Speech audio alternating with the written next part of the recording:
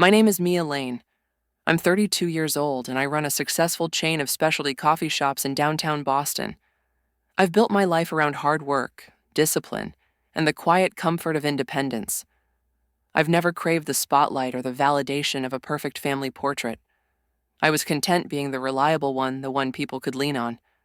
But sometimes, being dependable makes you invisible. I only have one sibling, my younger brother, Ethan. We were inseparable growing up. With a 5-year gap between us, I naturally took on the role of his protector. I taught him how to ride his bike, covered for him when he missed curfew, and held him through endless nights when our parents fought about money and moving. Back then, we were a team. It was always us against the world. Life took us down different paths as we got older. I dove headfirst into business, driven by a need to prove something to myself. Ethan, on the other hand, found peace in simpler things. He pursued graphic design, working quietly at a boutique agency, satisfied with modest success. We were different, but I thought we still understood each other. Then came the fire. It happened on an ordinary weekend. Our parents had gone to the family's lakeside house to celebrate their anniversary. A faulty space heater, the fire chief said later. I still remember the moment I got the call, standing outside one of my cafes with my phone pressed to my ear as the world kept moving around me. Just like that. They were gone. As the executor of their estate, I inherited the family home, the house we grew up in, with its worn wooden floors and the scent of Mom's lavender candles lingering in the hallways. Ethan received their financial assets, which made sense. I had the experience to manage property. He needed something he could control, but Ethan unraveled. He fell apart in a way I never expected. He stopped going to work, stopped seeing his friends. When he told me he couldn't afford his apartment anymore, it felt natural to offer him the house. It was empty, sitting there like a quiet ghost of our childhood. I told him he could live there rent-free, for as long as he needed. It was a small gesture, but one I thought would matter. It did matter. At first, for a while, I thought he was getting better. He started jogging again, freelancing a bit, joining me for the occasional Sunday dinner. Then he met Amelia. They crossed paths at a group therapy session, bonded by shared grief. She was vibrant, sharp, and seemed to bring Ethan back to life. I wanted to believe she was good for him, but I would soon realize Amelia was not a light in his darkness. She was a storm waiting to consume him, and I was about to become the outsider in my own family home. At first, I wanted to believe Amelia was good for Ethan. I wanted to believe she would help him heal, that she would be a new chapter after so much loss. But soon, it became clear that Amelia wasn't adding to his life. She was replacing it. The changes in the house happened quickly.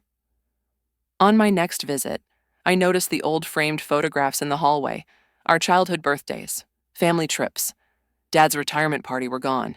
In their place were abstract art pieces, cold and impersonal. The soft beige walls had been painted a sterile white, and the living room furniture had been swapped for a minimalist leather set that looked like it belonged in a showroom, not a home. "We're redecorating," Amelia said when I walked in, her smile too tight to be genuine. The house needed a fresh start. When I asked about our mother's antique sideboard, Amelia brushed it off. It was too bulky. We sold it to make room. I looked at Ethan, expecting him to correct her, to say that it wasn't just furniture, it was a piece of our mother's history. But he wouldn't meet my eyes. It didn't stop there. Amelia soon started setting unspoken rules. She began asking me to text before I dropped by, even though I'd always had a key. At first, I thought it was a small courtesy, but then it became mandatory. If I arrived without prior approval, she would answer the door but never invite me in. Always with the same excuse: we're in the middle of something. Next time. Okay. Ethan's responses grew colder, shorter, delayed. Our Sunday dinners became less frequent, until eventually they stopped altogether. When I asked why, he would mumble something about renovations or last-minute plans. I knew he was pulling away, but I didn't understand just how far he had gone. The jabs started small, wrapped in polite conversation. Amelia would ask. Don't you ever get lonely, living in that apartment all by yourself?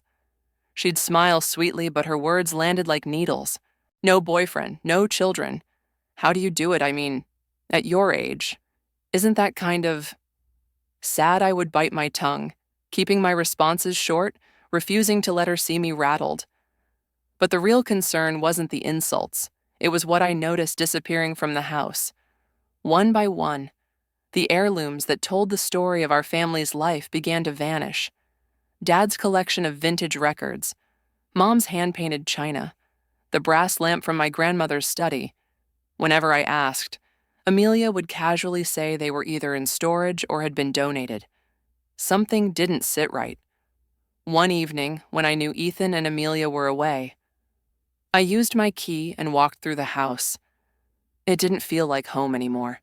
It felt like a stranger's carefully curated space, as if someone had scrubbed it clean of its history.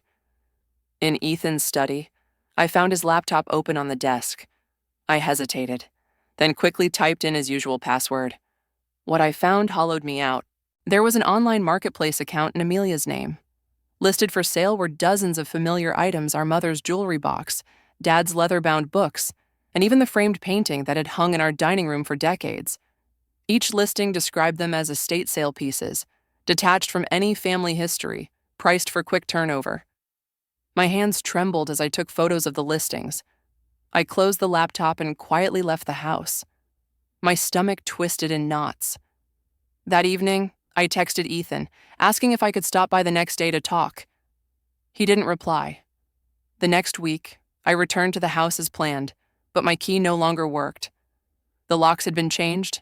I called Ethan. No answer. Hours later, I received a message from Amelia. Please, respect our privacy. You are no longer welcome here. This is our home now. Stop interfering. It was short, cold, final. I stood on the front porch for a long time, key in hand, staring at a door I could no longer open. I had given Ethan the house as a refuge, as a chance to rebuild. But somewhere along the way, I had been erased from the life I helped hold together. And I had no idea just how much further Amelia would go to make sure I stayed gone. Amelia's message echoed in my mind for days. You are no longer welcome here. This is our home now. But the house was never hers. It was mine. It was our family's. I had stayed silent too long, hoping Ethan would come to his senses, hoping he would remember who stood by him when everything fell apart. But some things needed to be faced directly. Some lines had to be drawn. I chose to confront them on a day that mattered: our mother's birthday. It was a day we used to celebrate together, baking her favorite vanilla cake, sitting around the kitchen table sharing stories about her life. I wondered if Ethan even remembered. I arrived at the house in the late afternoon, carrying a small bouquet of white lilies, our mother's favorite. The new lock I had discovered weeks ago remained firmly in place, but I rang the doorbell and waited. After a long pause, Amelia answered, her expression a perfect mask of cold amusement. "Oh, it's you," she said, her voice laced with condescension. "Didn't you get my message? You're not welcome here." "I need to speak with Ethan," I said calmly, despite the tightening in my chest. "He's busy," she replied, leaning against the doorframe with a smirk. "And this isn't your house. You're trespassing." I looked her directly in the eye. "If you really believe that, you should call the police." Her smile faltered, just for a moment, before she crossed her arms. "I have no problem calling them. Maybe that's what it will take for you to finally leave us alone." "Perfect," I said, my voice steady. "Let's do that." She slammed the door in my face. I waited on the porch, the cool breeze whipping through my hair as I listened to the muffled sounds inside. 20 minutes later, 2 police officers arrived, one older, one younger. Amelia rushed out to meet them, her voice frantic and theatrical. "She's harassing us," she cried, pointing at me. "She's making false claims about our home, and she refuses to leave. Please, you need to remove her." The senior officer turned to me, calm but firm. "Ma'am, Can you explain why you're here? I said, handing over a folder containing the property deed, tax documents, and the relevant portion of our parents' will. I own this house. My brother Ethan has been living here with my permission, rent-free. Amelia seems to be under the impression that it belongs to them, but legally, it's mine. The younger officer carefully examined the documents, flipping through the pages while Amelia hovered, visibly agitated. Ethan appeared in the doorway, pale and anxious. The officer looked up. These documents appear to be valid. The house is registered under Mia's name. Amelia's face twisted with disbelief. That can't be. Ethan told me he owned the house. He told me it was his. The senior officer turned to Ethan. Sir, can you confirm, did you tell your wife you owned this property? Ethan's voice was barely a whisper. I let her believe that. I didn't correct her. So, you've been living here with your sister's permission? The officer asked, his tone neutral. Ethan nodded, his shoulders slumping under the weight of the moment. Amelia exploded. You pathetic liar. You let me believe we had something secure, something of our own. I planned our future in this house. I made it beautiful for us. And all this time you were living off your sister's charity. She turned on me, rage burning in her eyes. You schemed this. You wanted to humiliate me. I said nothing. I simply held her gaze, steady and unmoved. Amelia's fury ignited. She grabbed a ceramic vase from a side table and hurled it against the wall, the shattering sound echoing through the foyer. Ma'am, the senior officer warned, stepping forward. I need you to calm down. I will not calm down, she shrieked. She grabbed another object, a framed wedding photo, and smashed it to the floor, glass scattering across the hardwood. Stop, Ethan pleaded, his voice cracking. Please stop. Why should I? She screamed. Your precious sister ruined everything. She manipulated you. She's always controlled you enough, the officer said firmly. Ma'am, if you continue this behavior, we will have to take you into custody for destruction of property and disorderly conduct. Amelia's chest heaved, her eyes wild and desperate. She threw a third object, a small porcelain statue, but this time, the younger officer caught her wrist before it left her hand. This is your last warning, he said. Amelia yanked her arm free, her breathing ragged. She turned to Ethan. Are you coming with me or staying with her? Ethan glanced at me, then back at his wife. I should go with you. We need to talk. Of course we do. She snapped. Enjoy your empty house. Mia, enjoy your empty life. She stormed out, slamming the door so hard a picture fell from the wall. The officers turned to me. Would you like to file charges for the damaged items? I shook my head, exhaustion settling over me like a heavy coat. No. They're just things. The younger officer gave me a small nod. You handled that calmly. Not everyone would have. After they left, I stood in the silence of the house that had once been a home, and felt a deep, aching hollowness. I hadn't come here for revenge or victory. I'd come to reclaim something that had been slipping through my fingers. And yet, what I'd recovered wasn't just the house. It was the truth. And sometimes, that's all you can ask for. Ethan left with Amelia that day, but he didn't stay away for long. Less than 12 hours later, I heard the sound of a key turning in the front door, the key I never took from him. I found him standing in the entryway, shoulders hunched, his face pale and drawn. I couldn't sleep, he said quietly. I needed to come back. I didn't ask what had happened after they left. I simply gestured for him to come in. He sat on the couch, the same couch Amelia had so carefully chosen to erase the past, and buried his face in his hands. She's furious, he whispered, but more than that, she's scared. Scared that she's losing control. She kept saying I betrayed her by not telling her sooner. But Mia, I didn't mean for it to go this far. His voice cracked. I just wanted her to see me as someone who had something to offer. someone worth loving. His words sat heavy in the room. I waited until he could meet my eyes. You've always been worthy, Ethan. You didn't need to own a house to prove that. He gave me a broken smile. Maybe you've always known that, but I haven't. What came next spilled out in a torrent.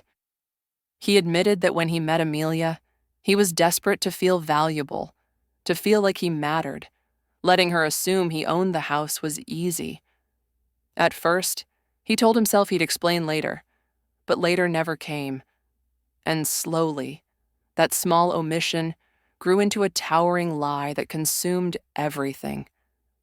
She liked the version of me that looked successful, he said bitterly, the man with a house, with stability. I thought if I told her the truth, she'd leave. She never loved the house, I said carefully. She loved what the house represented to her: security, status, control. His silence confirmed he'd already realized this.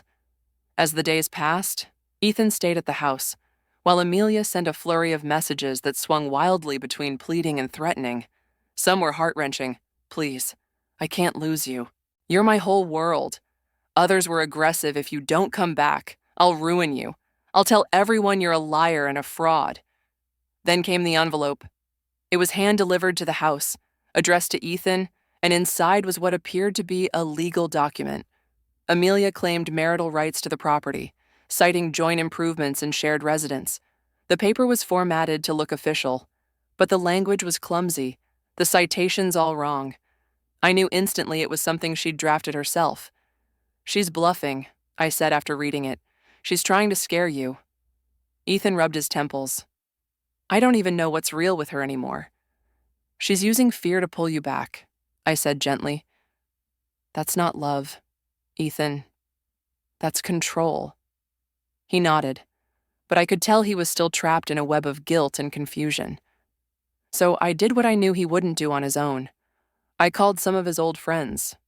Matt, a former colleague from the design agency. Jenna, one of his closest friends from his first job. People he hadn't spoken to in over a year. They responded instantly. They weren't angry. They weren't distant. They were waiting for him. I took Ethan to meet them one evening at a quiet café. At first, he was hesitant, almost ashamed to show his face. But as the conversation flowed, I saw pieces of my brother start to reemerge: the quick humor, the passion for design, the quiet curiosity. They never gave up on you. I told him on the drive home. You just stopped reaching out. That night, I printed articles and personal essays about emotional abuse and manipulation. I left them on the kitchen table without pushing him to read them. But I noticed he stayed up late, paging through them carefully, sometimes rereading the same paragraph over and over. The next morning, I found him sitting at the table again, this time with a notepad and pen in front of him. He had filled several pages. I made a list, he said, his voice low, of everything I've given up since I met Amelia. Friends, work, family, parts of myself. 7 pages. You don't have to decide anything right now, I said. But I saw the shift in him, the quiet resolve beginning to form. For the first time, he didn't brush it off. I don't want this to be my life. I don't want to keep apologizing for existing. Over the next few days, Amelia's messages became more desperate. She accused me of turning him against her. She promised she would change. She threatened to expose him as a liar. She begged him to meet her. She's pulling every string she can find. I told him, I know, he said, but I'm done being a puppet. That night, Ethan started writing a letter. He didn't tell me what it said, but I saw the careful attention he gave each word, the way he scratched out entire lines and rewrote them. When he finally folded the paper and placed it in an envelope addressed to Amelia, he turned to me and said, I'm not going back. Not this time. Ethan sealed the envelope with steady hands. I'm not going back, he said, and for the first time, I believed him. I saw something in his eyes that hadn't been there for a long time: clarity. He sent the letter to Amelia the next morning. It was brief but firm. He told her he needed space, that he wanted a separation, that he would no longer accept the cycle of control and guilt. He offered to arrange for her to collect her belongings, but made it clear the house was not hers, and the relationship was no longer on her terms. Her response came quickly and predictably. It was a text that read simply, "You'll regret this." We took that warning seriously. With the help of my attorney, I filed for a temporary restraining order against her, citing her previous destructive behavior and the escalating threats. The court granted it swiftly, prohibiting Amelia from approaching the house or contacting Ethan directly. For a few days, things were quiet. We used that time to breathe, to reclaim the house in small ways. We pulled out old photo albums from storage, rearranged the furniture to feel less like a showroom and more like a home again. Ethan even started sketching in the mornings, something he hadn't done in months. But the silence didn't last. One evening, a neighbor called. She had seen someone matching Amelia's description entering the backyard through the side gate. We rushed home, hearts pounding, and found the back door's window shattered. The house was eerily silent as we walked through it, but the damage was unmistakable. Amelia had gone room to room, tearing apart what she could. She'd thrown drawers on the floor, smashed framed photographs, and spray-painted slurs across the walls: liar, thief, traitor. In the master bedroom, the mattress was slashed open, its stuffing spilling out like the insides of something long dead. Ethan's hands trembled as he surveyed the destruction. His gaze stopped at a family portrait that had been ripped in half, his face scratched out with jagged strokes of black paint. "We need to call the police," I said, already reaching for my phone. The security cameras I had installed after our previous confrontation had caught everything. Amelia's face was clearly visible, her movements deliberate and unhurried. Officer Ramirez, who had responded to our earlier incident, returned with a new partner. He reviewed the footage carefully and confirmed what we already knew. "This is a clear violation of the restraining order," he said. "We'll issue a warrant immediately." It didn't take long to find her. Amelia was arrested a few miles away, sitting alone at a bar, spray paint still staining her hands. She didn't resist. She didn't apologize. When the officers took her into custody, she simply stared ahead, hollow and expressionless. The investigation that followed uncovered more than we expected. Amelia's past was a tangled trail of deception. She had been married twice before, each time to men she isolated, manipulated, and ultimately discarded. Both ex-husbands had filed restraining orders against her. The story about her deceased husband had been a fabrication. Ethan struggled with the weight of that revelation. He spent days swinging between anger and guilt, wondering how he had missed the signs, how he had let himself be so thoroughly consumed. "She fooled me," he said one night, sitting on the kitchen floor among the debris we hadn't yet cleaned. "But I let her. I wanted to be seen. I wanted to be enough." "You always were," I told him softly. With the support of friends, a patient attorney, and a good therapist, Ethan filed for divorce. Amelia's attempts to contest it crumbled quickly under the weight of the restraining order and her criminal charges. In court, the judge dismissed her claims to the house entirely. Together, Ethan and I began to restore what she had tried to destroy. We repainted the walls, not to erase what had happened, but to give ourselves permission to start again. We searched through secondhand shops and storage units to recover what Amelia hadn't yet sold. Slowly, we pieced our family's story back together. Ethan found his rhythm again. He reached out to old clients and soon landed freelance projects that reignited his passion. He rebuilt his social circle, reconnecting with friends he had once thought lost.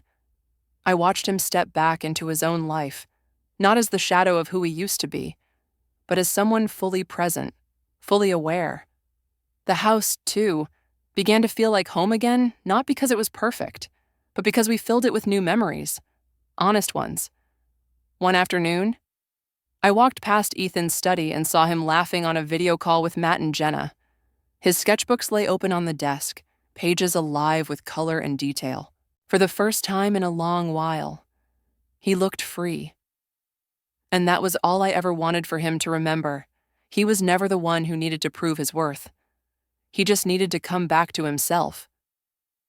Ethan found his freedom again, not just in the work he loved or the friends he reclaimed, but in the quiet spaces where he no longer had to defend his own worth. I watched him rediscover himself, piece by piece, and in that process, I found something, permission to let go. We spent the next few months restoring the house not out of a need to erase what had happened, but to reclaim it, room by room. We peeled away the layers Amelia had imposed, the sterile white walls, the cold, impersonal furnishings. We repainted the living room in soft sea green, a color our mother had always loved, one that caught the afternoon light just right. The kitchen returned to its familiar warmth, its wooden cabinets repaired, the scent of fresh coffee settling into the walls again. Ethan and I worked in quiet harmony. We salvaged what we could, restored what was broken, and didn't rush the process. Some evenings, we'd sit on the porch, talking about nothing in particular, the way we used to before life made everything complicated. For the first time, the house didn't feel like a battlefield. It felt like ours again. In those moments, I realized I no longer needed to hold everything together on my own. I didn't need to carry Ethan. I simply needed to stand beside him.